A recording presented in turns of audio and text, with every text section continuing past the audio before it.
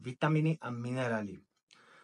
Ku tejto veci by som chcel len povedať, nechcem to nejako okolo toho nejak hovoriť, je milión teórií, milión videí, milión rôznych názorov na užívanie vitamínov a minerálov, ale holý fakt je ten, že proste pokiaľ máš akoby správnu životosprávu, že ješ mäso, ješ zeleninu, proste ješ čo máš jesť, tak tvoje telo proste má vitamínov dosť z týchto vecí.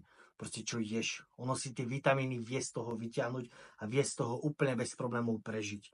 Netvrdím, že užívanie vitamínov je zlé alebo niečo, alebo zbytočné. Vôbec to tak nie je. Ale keď tie vitamíny užívať budeš, tak je to možné, že vôbec žiaden efekt nejaký ako na teba to mať, nebude žiaden vplyv, ani nebudeš to cítiť nejak, ako keby si ich proste nejedol. Proste bude to napodobne, ak máš tú životosprávu proste správnu. No, ale proste zase nie je na škodu, alebo respektíve nie je zlé akoby telu dať niečo navyše. Hej, len zase odtiaľ potiaľ. Hej, keď dáš niečoho až príliš veľa, telo to proste vylúči a opačne, keď dáš niečoho zase príliš málo, tak z toho zase nič nemáš. Ako to väčšinou býva, hej, že kúpiš si vitamín C a máš tam 50 mg vitamínu C a nejaké šipkové blabla blbosti, hej, okolo toho. Čiže to sú len také marketingové ťahy. Na toto treba dávať pozor, čo užívaš, čo ješ. Určite si vyberať kvalitné vitamíny aj minerály, keď už si ideš niečo kúpiť.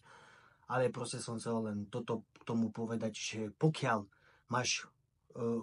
akože sa stravuješ správne, máš vyváženú stravu mäsom, zeleninou a zdravými tukmi, tak proste nepotrebuješ jesť vitamíny. Akože je to proste tak. Nemusíš jesť absolútne žiadne vitamíny a budeš úplne že fit. Ale ako hovorím, nie je to na škodu ich užívať. Čiže je to na tebe. Takže to je všetko ku vitamínom a minerálom.